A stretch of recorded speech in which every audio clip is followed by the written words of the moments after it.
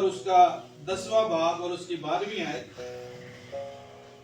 اس طرح سے لکھا ہے، پس اے اسرائیل، خداوند تیرا خدا تجھ سے اس کے سوا اور کیا چاہتا ہے کہ تو خداوند اپنے خدا کا خوف مانے اور اس کی سب راہوں پر چلے اور اس سے محبت رکھے اور اپنے سارے دل اور اپنی ساری جان سے خداوند اپنے خدا کی بندگی کرے۔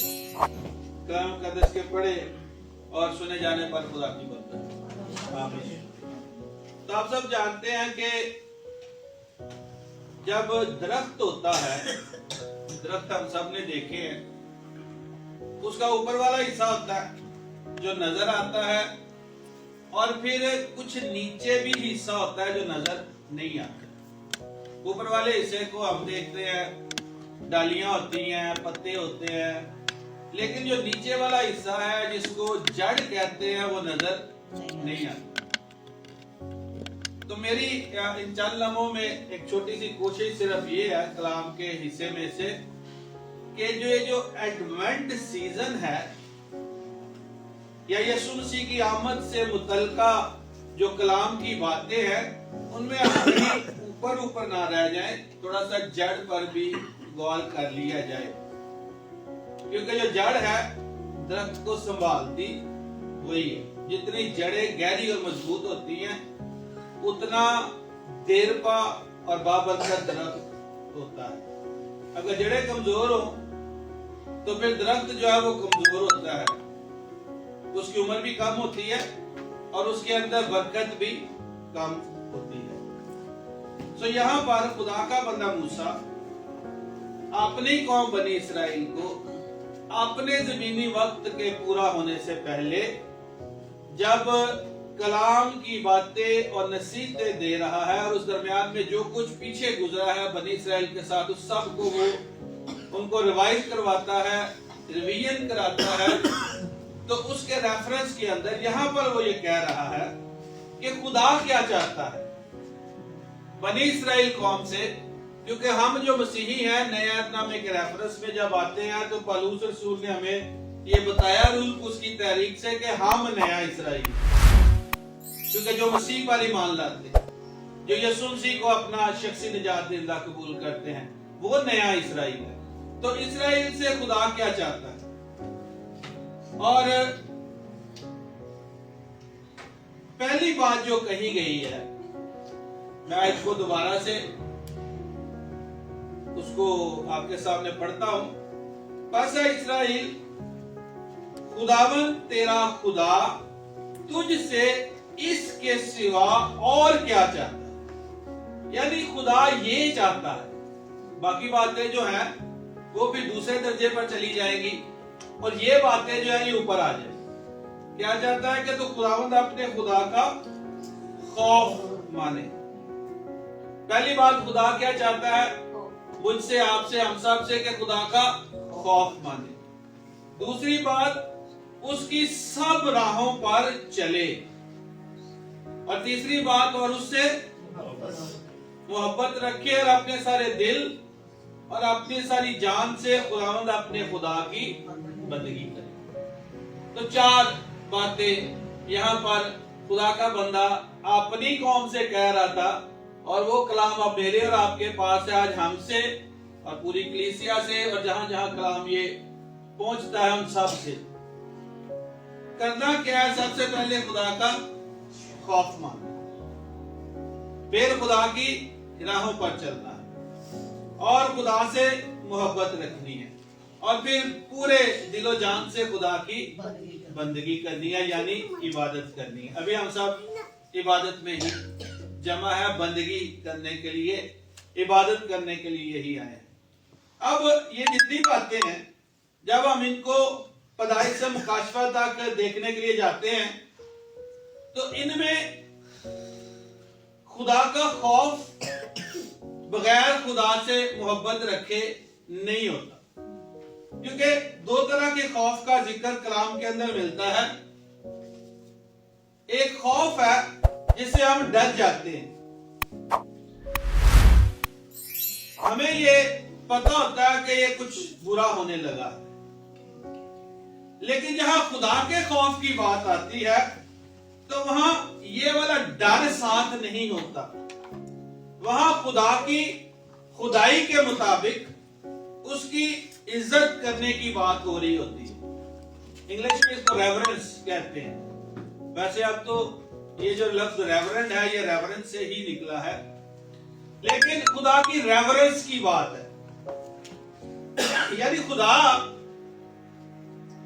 जैसा है उसको वैसा समझना है, उसको कबूल करना है, और इसलिए उसका खौफ रखना है कि अगर खुदा मुझसे लैला हो गया तो फिर मेरा नुकसान ही नुकसान है।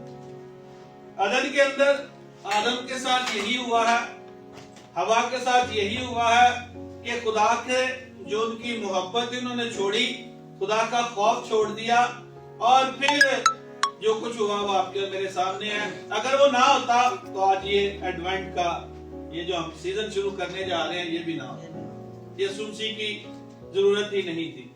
फिर ये है कि जब तक खुदा से मोहब्बत नहीं रखेंगे उसकी राहों पर कैसे चलेंगे। अब ये दुनिया के अंदर आसान सी सादा सादा सी बातें हैं, जिससे आप मोहब्बत रखते हैं ना उसकी बातें भी मानते हैं।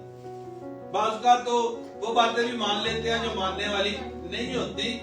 क्यों? क्योंकि आप नहीं चाहते कि वो शख्स नाराज हो, उसकी नाराजगी नहीं उठाना चाहते, इसलिए उसको आप थोड़ी ज्यादा रिस्पेक्ट दे देते हैं, ज्यादा मोहब्बत दे देते हैं। लेकिन खुदा के मामले में ज्यादा कम की बात नहीं है, वो सब कुछ ही डिजर्व करता है।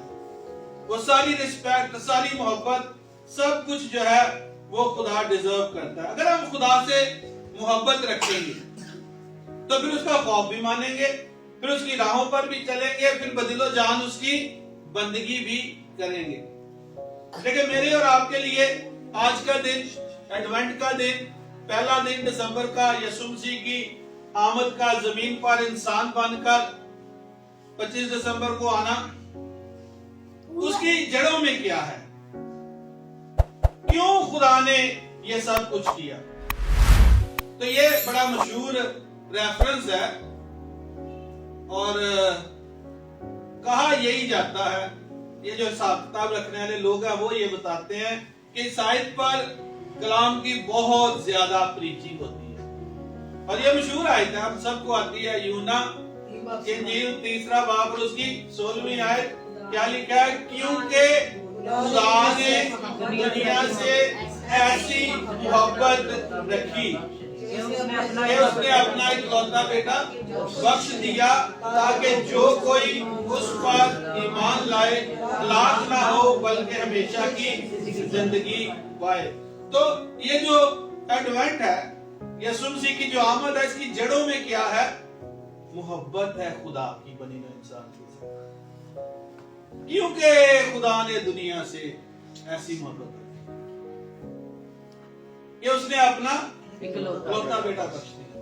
बहुत दफा हम ऊपर से रह जाते हैं, हम करते तो हैं, सेलिब्रेट तो करते हैं, मनाते हैं, करना भी चाहिए, घर में ट्री भी लगना चाहिए, डेकोरेशन भी होनी चाहिए, ताकि हमारे इर्द गिर्द लोगों को पता चले कि ये मसीह की बात कर रहे हैं। मसीह की बात किसी भी तरीके से लोगों तक पहुंचाई जाए, इसको करने के लिए जो कुछ भी कर सकते हैं हमें करना चाहिए। जब हम बहुत सारे लोग क्रिसमस ट्री, डेकोरेशन, बहुत सारे मुख्तलिफ ख्याल आता है, मैं तो सादा सी बात करता हूँ, अगर इससे मसीह की बात लोगों तक जाती है तो फिर हमें करना चाहिए। आमीन आमीन। क्योंकि हमारे इर्द गिर्द के लोग इन चीजों को देखकर जानते हैं कि वो ये यीशु की बात कर रहे हैं, ये उसकी आमद की बात कर रहे हैं, ये फिर निजात की बात। फिर जैसे जैसे मौका मिले तो हमें शेयरिंग करने में आसानी हो जाती है लोगों के साथ। तो ये हमें समझना चाहिए। लेकिन बात क्या है? खुदा ने किस वजह से बेटा भेजा? बुनियाद क्या है?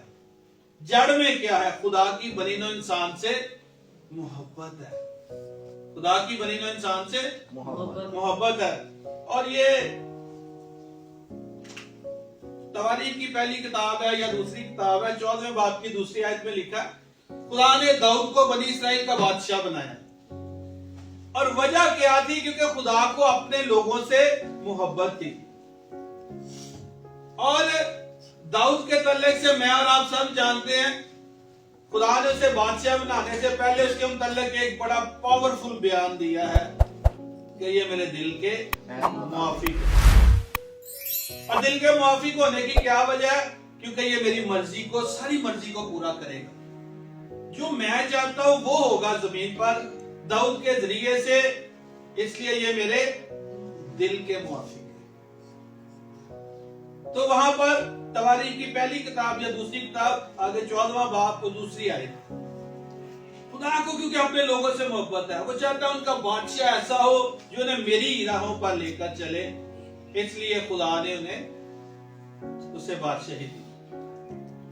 اور جب سبا کی ملکہ سلیمان کے پاس آتی ہے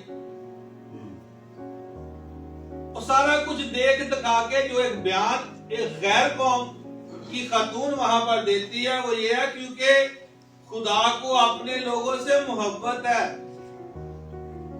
اس لیے اس نے تجھے ان کا بادشاہ بنایا. خدا برینہ انسان کے ساتھ جو کچھ کر رہا ہوتا ہے اس کی جڑوں کے اندر خدا کی محبت ہے، اس کی بنیاد خدا کی انسانوں سے محبت ہے. دیکھیں دنیا گناہگار ہے، خدا کے خلاف ہے، اس کو رد کیا ہوا ہے، پھر بھی خدا نے اپنا اکلوتا بیٹا اس دنیا کو بچانے کے لیے دے دیا، بخش دیا ہے. لکھا ہے کہ خدا نے بیٹا بخش دیا. اور لاسٹ ٹائم بھی جب یہاں پر میں میسج دے رہا تھا تو یہ بات آئی تھی، بخشش رائٹ نہیں ہوتا، بخشش حق نہیں ہوتا کہ دیا جائے. جب ہمارے گھر میں ہماری اولاد ہے تو ہم انہیں بخشش نہیں دیتے، جو کچھ دیتے ہیں ان کا حق ہے کیونکہ وہ ہمارے بیٹے بیٹی ہیں. اس کلیسیا کے اندر آپ کے لیے جو کچھ بھائی صاحب کرتے ہیں کیونکہ وہ پاسبان ہے، خدا نے مقرر کیا ہے، آپ کا حق ہے، بخشش نہیں ہے. ان کو خدا نے ٹھہرایا ہے کہ آپ سے محبت رکھتے ہیں اور وہ رکھتے ہیں.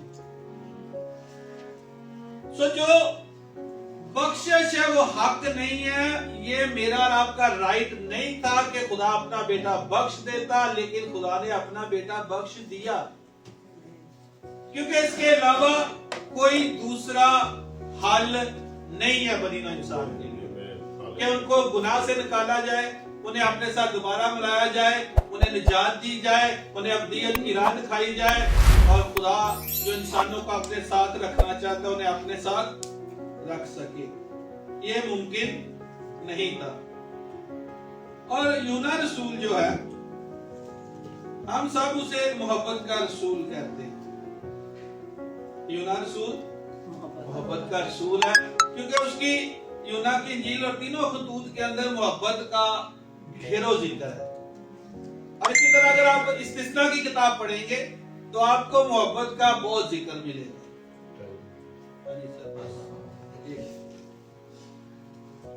تو یونا رسول جو ہے وہ اپنے پہلے خط کے 3 باب کی 16ویں آیت میں یہ کہتا ہے، ہم نے محبت کو اسی سے جانا ہے کہ اس نے ہمارے واسطے اپنی جان دے دی، اور ہم پر بھی بھائیوں کے واسطے جان دینا فرض ہے. ہم پر کیا فرض ہے؟ جان دینا. یہ بڑی بحث ہے کہ ہم پر کیا فرض ہے. ہم پر فرض یہ ہے کہ خدا کی محبت جو ہمیں ملی ہے ہم آگے دوسروں تک پہنچائیں. اور ایک آخری ریفرنس پڑھ کے میں اس کو کلوز کرتا ہوں. غلطیوں کے خط کے 2 باب کی 20ویں آیت میں خدا کا بندہ پالوس کیا کہتا ہے؟ کہتا ہے میں مسیح کے ساتھ مصلوب ہوا ہوں اور اب میں زندہ نہ رہا بلکہ مسیح مجھ میں زندہ ہے، اور میں جو اب جسم میں زندگی گزارتا ہوں تو خدا کے بیٹے پر ایمان لانے سے گزارتا ہوں جس نے مجھ سے محبت رکھی اور اپنے آپ کو میرے لیے موت کے حوالے کر دیا. کیونکہ اس نے مجھ سے محبت رکھی، خدا نے محبت رکھی، یسوع نے محبت رکھی اور اس نے میرے لیے جان دے دی، اس لیے میں بھی وہی کرنے کی کوشش اور جستجو کہ میں بھی اسی طرح کلیسیا سے محبت رکھ سکوں. ہمارے لیے ضروری ہے کہ ہم کرسمس منائیں، پوری شان و شوکت سے منائیں، جس طرح سے منا سکتے اچھے طریقے سے منائیں تاکہ سب کو پتا چلے کہ ہم خدا کے لوگ ہیں اور یسوع ہمارے لیے قربان ہوا ہے، لیکن یہ یاد رکھیں کہ اس کی بنیاد خدا کی محبت ہے۔ اگر ہم اس سے ہٹ کے کرسمس منا رہے ہیں اور جہاں پر ہماری ضرورت ہے اور ہم وہاں نہیں پہنچ رہے اور ان زندگیوں کے لیے مسیح تک لانے کا ذریعہ نہیں بن پا رہے، تو پھر ہمیں سوچنا پڑے گا کہ ہم سطحی کرسمس منا رہے ہیں اوپر سے، یا واقعی ہمیں پتہ ہے کہ کرسمس کی اصل جڑ کیا ہے۔ خدا ان آپ سب کو